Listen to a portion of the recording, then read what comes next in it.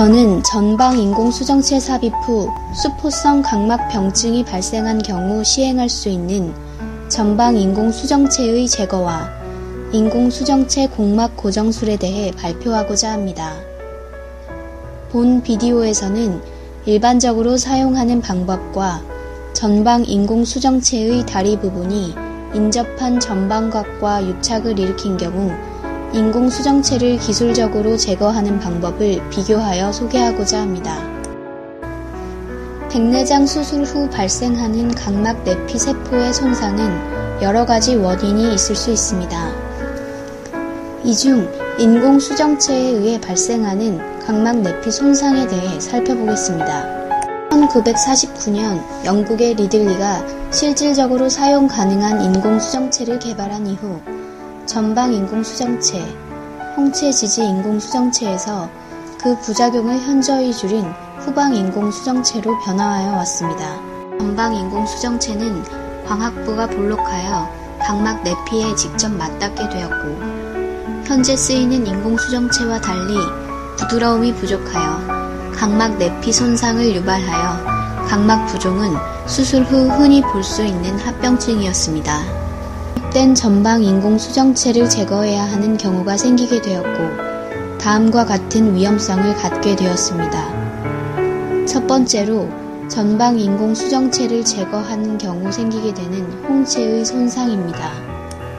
두 번째로 각막 내피 세포의 손상으로 인한 각막 부종이 있는 눈에서 수술 후 생길 수 있는 각막의 추가적인 손상입니다.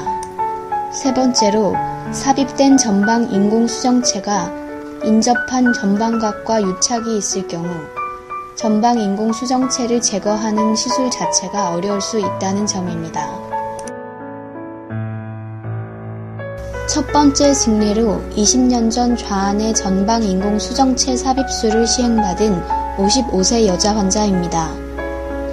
이 환자는 수개월 전부터 발생한 좌안의 시력 저하를 주소로 내원하였습니다. 좌안의 최대 교정 시력은 0.12였으며 각막 두께는 571 마이크로미터, 각막 내피 세포 수는 700개로 측정되었습니다. 전방 인공수정체로 인한 수포성 각막병증으로 진단 내리고 전방 인공수정체를 제거하고 인공수정체 공막 고정술을 시행하기로 결정하였습니다. 전방 인공수정체를 제거하기 위해 각 공막 절개를 시행하였고 무리 없이 전방 인공수정체를 제거하였습니다. 절개 부위를 통하여 후방 인공수정체를 삽입, 홍채 뒤로 위치시켜 추가적인 공막의 절개 없이 인공수정체 공막 고정술을 시행할 수 있었습니다. 수술 후 일주일째 환자는 스넬렌 시력표를 기준으로 40분의 200의 시력 개선을 보였으며 각막 두께 515 마이크로미터, 각막 내피 세포 수는 1083개로 측정되었습니다.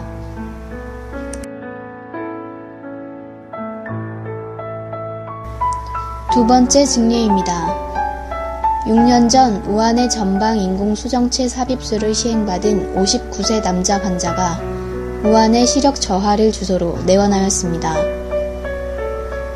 우한 최대 교정 시력은 0.02였으며 각막 두께는 678 마이크로미터였고 각막 내피 세포는 측정되지 않았습니다.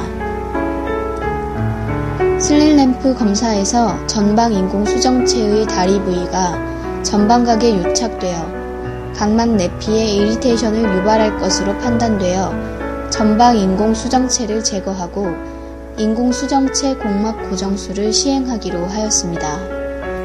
각 공막 절개를 시행하였고 전방 인공수정체 제거를 시도하였으나 인공수정체의 다리 부분의 전방각과의 유착이 심하여 제거가 되지 않았습니다. 따라서 전방 인공수정체의 광학부와 다리를 잘라낸 후 각각 적출을 시도하였습니다.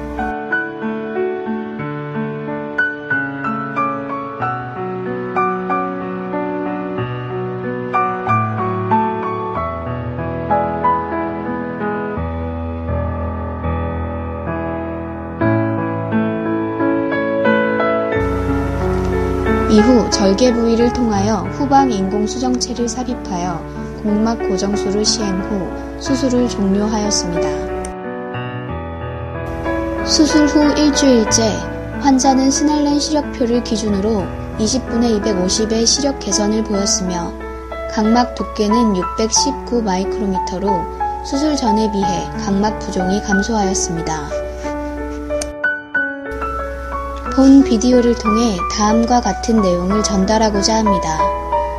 전방 인공수정체 제거를 시도할 때 다리 부분이 인접한 전방각과 유착을 일으킨 경우 광학부와 다리를 잘라낸 후 각각 적출하게 되면 추가적인 각막 손상의 가능성을 줄여 보다 안전하고 효과적으로 전방 인공수정체를 제거할 수 있습니다.